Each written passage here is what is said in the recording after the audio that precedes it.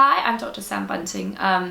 Today I'm just chilling with a cup of tea and thinking about a recent report from the British Skin Foundation on new data really revealing how much suffering goes on when you have acne and how underestimated it is in terms of its impact on people's quality of life. And they did a survey, and some of the quite startling data that they revealed, almost half of those surveyed had suffered abuse verbally of some sort or another from a random member of the public.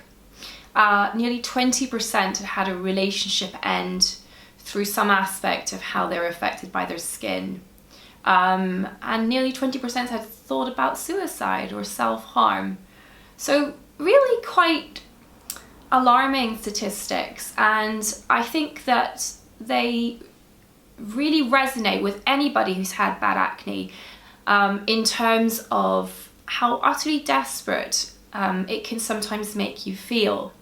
Nowadays, nearly 60 to 70% of the patients that I see have some degree of acne, ranging from what some might describe as just a few spots. And it's always interesting to me how frequently someone will come and sit down the first time they come to see me and say, this is a really good day. It's almost like there's a mentality whereby you have to demonstrate and in physical terms how badly you're suffering. You have to come on a really bad day to be taken seriously.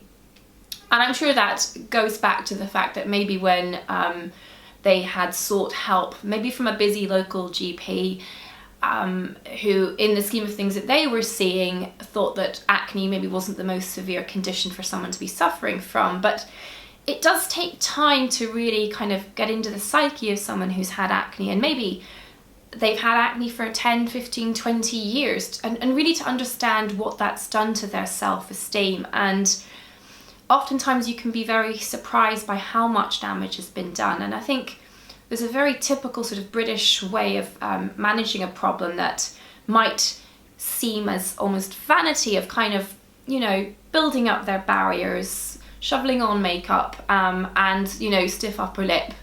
I really know I shouldn't be that bothered by this, and just kind of getting on with their life, all the while really being quite troubled by how their skin is making them feel in its made up state. And I think that the association of acne and shame is a really strong one. It goes right back to a time whenever acne was associated with the ideas that it was due to lack of good hygiene, or people who were dirty, or eating too much chocolate, or some other habit which kind of meant that they brought acne on themselves. And I think that those feelings still are strong currents that run through many acne sufferers, that this is something they've done to themselves.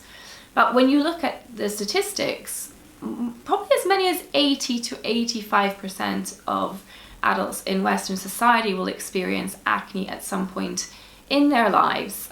It's almost the norm in teenage years, and we're coming to realize that in adult women it's far more common than previously thought.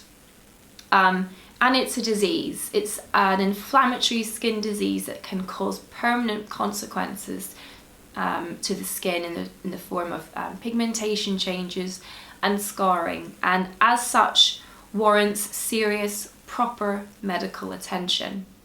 And I think that's the thing. It's allowing yourself permission to accept the way your skin problem makes you feel, and to recognize that as being part of the problem. And I think if there's a message with this video, it's to ensure that you treat those feelings with the same respect as you do your skin, and that you go about the right way of seeking help to sort the problem out.